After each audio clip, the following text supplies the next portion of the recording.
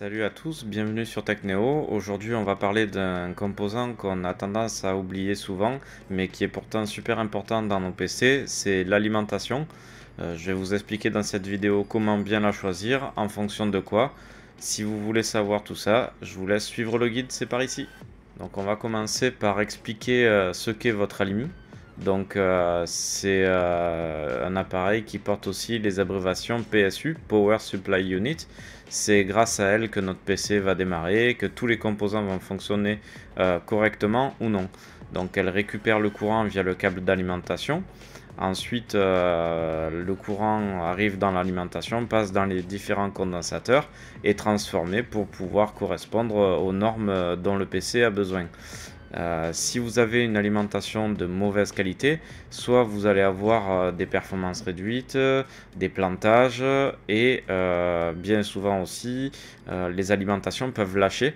Il faut savoir qu'une alimentation qui lâche, malheureusement, elle lâche pas toute seule. En général, elle entraîne aussi 1, 2, 3, tous vos composants avec elle. Donc, ça serait un peu bête de faire le choix de négliger cet appareil-là dans votre PC. Et surtout, ça serait bête de négliger l'investissement sur cette pièce-là. Il faut vraiment acheter une bonne alimentation pour être sûr derrière de ne pas avoir de soucis et surtout qu'elle ne lâche pas en entraînant un de vos composants. On passe ensuite aux caractéristiques principales à vérifier lorsque vous achetez une alimentation. Donc en fait voilà, hop.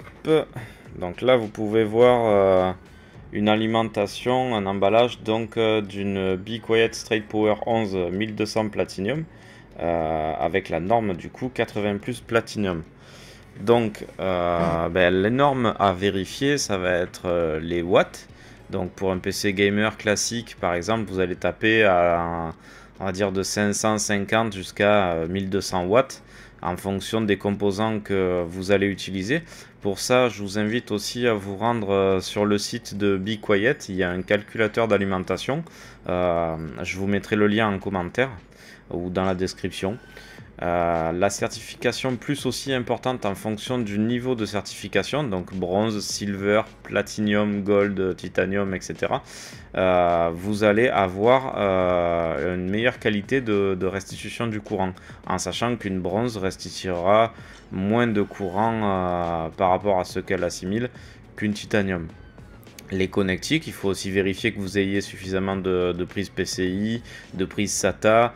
Si vous avez des cartes graphiques modernes, il faut penser aussi à vérifier que vous ayez bien le connecteur 12 VHP-WR, le fameux connecteur qui part en feu s'il est mal branché.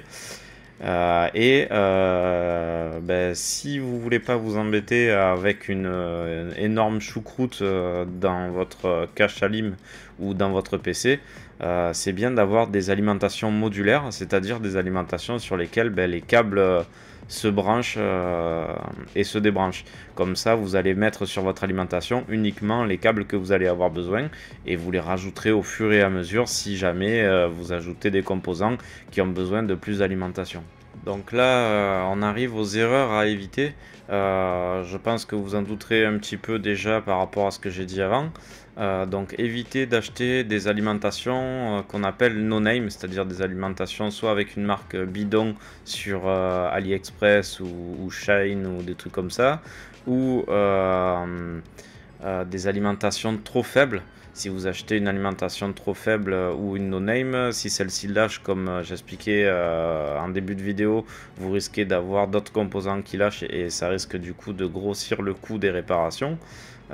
Et il faut surtout pas négliger l'espace disponible dans votre boîtier parce que il y a des alimentations, par exemple je pense à celle que je vous ai montré tout à l'heure, la Be Quiet 1200 watts. Elle est relativement costaud, elle est actuellement du coup sur la table de bench derrière moi. Elle rentre juste dans la partie qui est destinée à accueillir l'alimentation. Donc il faut vraiment faire gaffe à la taille de l'alimentation, sinon il faudra soit changer le boîtier si vous voulez conserver l'alimentation, ou alors il faudra essayer de trouver une alimentation autant puissante plus petite ou réduire l'alimentation, mais ça à condition que vous le puissiez si jamais les composants le nécessitent vraiment, quoi. Pour finir, je vais vous donner quelques marques que j'apprécie vraiment et qui pour moi sont les meilleures.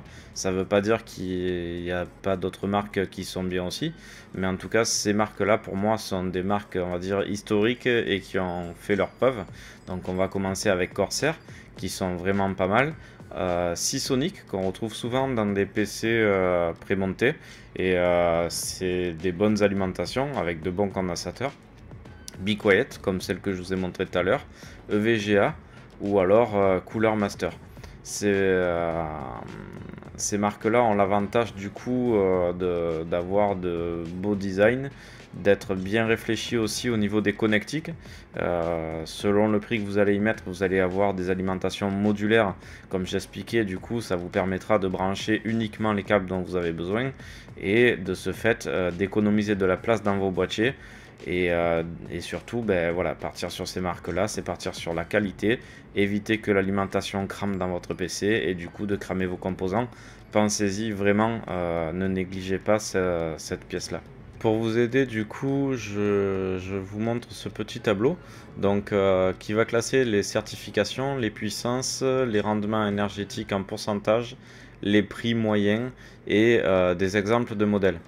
Donc dans la certification plus standard, vous aurez donc les alimentations qui vont de 400 à 500 watts avec des rendements énergétiques qui vont aller à peu près de 80 à 82%.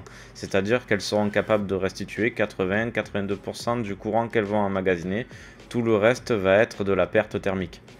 En moyenne, ces alimentations vont coûter entre 40 et 60 euros et ça sera des modèles no name ou alors de marques par exemple basiques comme les alimentations qu'on peut trouver chez LDLC de marque Techstorm. Bien que les Techstorm par contre soient des marques fiables, j'ai déjà monté des PC avec et ça marche plutôt pas mal. Ensuite, on aura des certifications 80 plus bronze, donc pour les alimentations allant de 500 à 650 watts. Donc celles-ci ont un rendement énergétique de 85%. Les prix moyens iront de 50 à 80 euros. Et là, on retrouve du coup des alimentations comme le EVGA 500 BR, la Corsair CV 450. Ensuite, on aura la certification plus Silver, qui va de 550 à 750 watts, qui aura un rendement de 88% et des tarifs de 70 à 100 euros. Ensuite, on passe aux certifications 80 plus Gold. Donc c'est, on va dire, une certification que beaucoup de personnes choisissent. C'est des alimentations qui vont de 650 à 850 watts pour un rendement énergétique de 90 à 92%, avec des prix allant de 90 à 130 euros. Donc par exemple la Corsair RM750X, la Be Quiet Pure Power 12M, etc. Ensuite on aura les certifications 80 plus Platinum de 750 à 1000 watts pour des rendements énergétiques de 92 à 94% et des prix de 140 à 180 euros. Là, on trouvera du coup toutes les marques, du Seasonic par exemple, avec Seasonic Prime TX, EVGA avec le modèle Supernova. Et on termine avec la certification 80 plus Titanium, je vais y arriver, 850 à 1200 watts du coup pour les puissances, 94 à 96% de rendement, 180 euros et plus pour les prix moyens. Et là par contre on va aller sur du Corsair AX 1600i, des Seasonic Prime Titanium, l'alimentation aussi Be Quiet que je vous ai montré tout à l'heure, etc. Donc c'est des alimentations qui sont plus chères mais plus fiables. Voilà, vous savez maintenant comment choisir l'alimentation pour votre PC. Si vous avez des questions ou alors que vous voulez partager quelques informations, dites-le moi en commentaire, je me ferai un plaisir d'y répondre. Si cette vidéo vous a plu ou vous a aidé, n'hésitez pas à lâcher un pouce bleu, à vous abonner et à cliquer sur la cloche pour être averti des prochaines vidéos. En attendant, je vous dis à bientôt sur TechNeo. Prenez soin de vous.